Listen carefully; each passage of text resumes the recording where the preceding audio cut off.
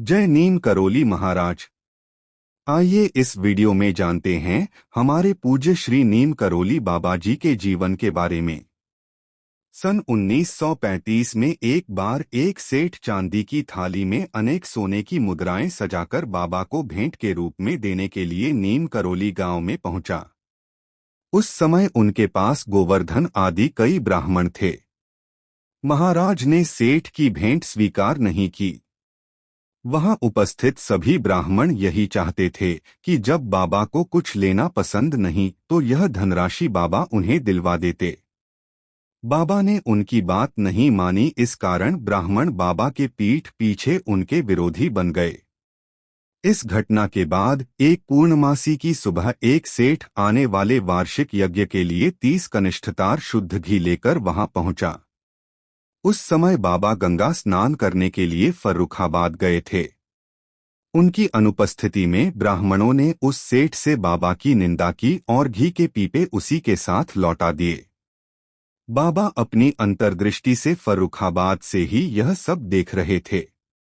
गांव आने पर उन्होंने उन ब्राह्मणों को बुलाकर बहुत फटकारा और अगले साल होने वाले वार्षिक यज्ञ का विचार ही त्याग दिया। इसके कुछ समय बाद बाबा ने एक दिन नीम करोली गांव को ही छोड़ दिया।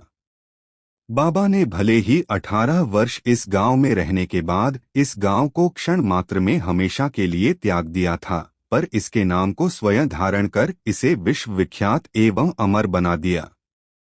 इस प्रकार सन 1935 के पश्चात बाबा ने किलाघाट फतेहगढ़ में गंगा के किनारे वास किया। वहां बाबा ने गाय भी पाली जो उनकी आज्ञा का पालन करते हुए बाबा के दर्शन के लिए आए हुए लोगों का मनोरंजन भी करती थी। जहां बाबा ने अनेक फौजियों को अपने दर्शन से कृतार्थ किया और भारतीय साधु वर्ग से घृणा करने वाले कर्नल मकान्ना का हृदय परिवर्तन कर उसे अपना परम भक्त बना लिया। किलाघाट से बाबा का संपर्क नागरिकों से बराबर बढ़ता ही चला गया।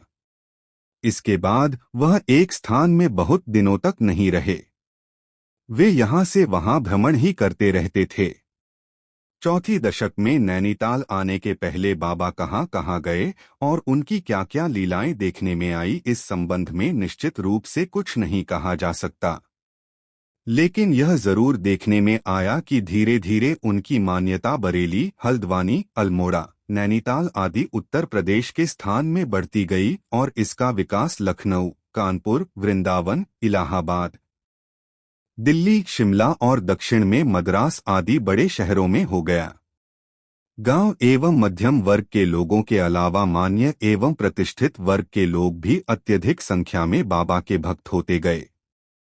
हिंदू, मुसलमान, ईसाई, सिख आदि सभी जाति और वर्ग के स्त्री पुरुष, बुद्ध बच्चे एवं विदेशी लोगों के भी बाबा आराध्या हो गए। राष्ट्रपति वीवी गिरी, उपराष्ट्रपति गोपाल स्वरूप पाठक, राज्यपाल कन्हैयालाल, मानिक लाल मुंशी, उपराज्यपाल भगवान सहाय, राजा बद्री, न्यायमूर्ति वासुदेव मुखर्जी, जुगल किशोर बिरला, सुमित्रानंदन कवि, कई सारे राजनीतिक दलों के नेतागण, अंग्रेज जनरल मकन्ना, अमेरिका के डॉक्टर रिचर्ड अल्बर्ट आदि लोग उनके भक्त हो गए। प्रधानमंत्री जवाहरलाल नेहरू को बाबा के दर्शन श्री भगवान सहाय के माध्यम से हुए। फौजी, सिविल और पुलिस अधिकारियों के तो बाबा उपास्य बने रहे। महाराज की भक्ति पुरुषों तक ही सीमित नहीं रही। जो भी बाबा का भक्त बनता सपरिवार बनता था, यानी परिवार में से कोई एक सदस्य अगर बाबा का भक्त बन जाए तो उसके पीछे उसका पूरा परिवार अपने आप ही बाबा के भक्त बन जाते हैं। आश्चर्य की बात यह है कि बिना किसी प्रचार के देश और विदेश के लोग कोने कोने से बाबा के दर्शन करने के लिए आते हैं। कहा जाता है कि भक्त और भगवान का संबंध आत्मा का है। इस प्रकार बाबा ने एक बृहद परिवार का निर्माण किया जिसमें सभी वर्ण, वर्ग और धर्म के लोग हैं। बाबा का सादा जीवन हमेशा परोपकार में ही बीता।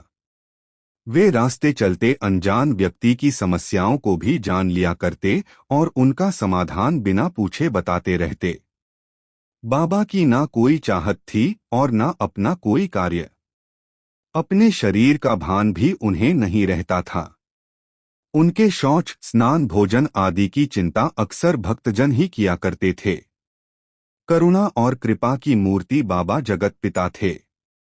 वे लोगों में भेदभाव नहीं करते थे। अमीर गरीब सबको समान दृष्टि से देखते और सबके लिए ही एक जैसे थे। वे स्वयं लोगों के घरों में जाकर अपनी अलौकिक शक्ति से उनका उद्धार करते और साधकों की साधना में योगदान किया करते।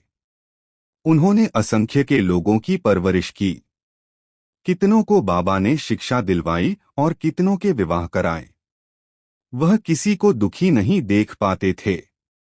संतानहीन को आशीर्वाद दे संतान सुख प्रदान करते थे और अवसर पड़ने पर मृत में भी प्राणों का संचार कर दिया करते।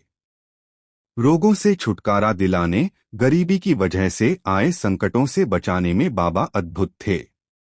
इस प्रकार बाबा अपने व्यापक कार्यों में सदा लगे रहते। उनके समस्त कार्य कल्पनाओं से परे रहे।